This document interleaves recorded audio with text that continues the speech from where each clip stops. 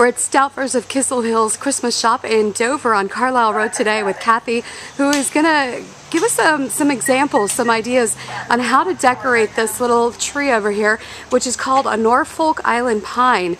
Perfect for if you have an apartment or maybe you want to put something on your desk at work. Go ahead, Cathy.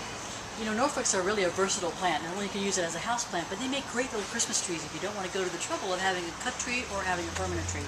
First thing you want to do, if you have an electric source, you might want to think about lights. When you're choosing lights to do a Norfolk, make sure you choose ones that are cool bright. Not going to put lights on today because it's a little time consuming, but you just very gently wrap the branches. Remember, it is a living plant, so you don't want to wrap it so tightly that you're going to actually harm the plant. But choose a little tiny, these are teeny bright lights which work really, really well. They are very bright and they show the tree up very nicely. But you don't have to get that fancy. Maybe you don't want it to be close to an electric source. In that case, we're just going to do some simple things that you can do. I like to make little tiny bows for the ends, and that's very simple.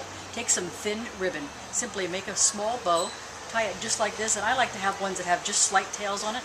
Then take a piece of wire, and with the wire, put it through the back. And again, you're going to be gentle, remember, because Norfolks are a living plant. So you're going to stick the wire through the back, and if this cooperates, we'll do fine, and this is not cooperating, and sometimes that happens. And we're simply going to put these on the ends of these branches, which look really, really cute when you get it all decorated. You can kind of see that example when you're looking at this little tree right here. You see those tiny little bows?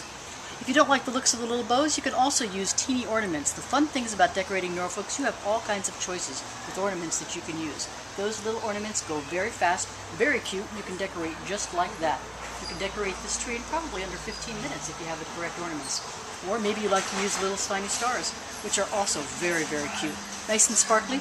Put those on the ends. Again, move it back just a tiny bit because the branches are very, very soft and you don't want to damage the tree.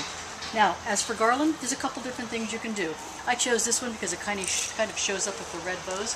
You want to start it at the top, and you want to just drape in between. Tuck it so you don't see where the end goes.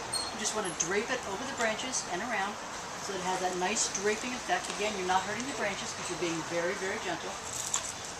Keep on going around and drape under and under the stars, and around you go.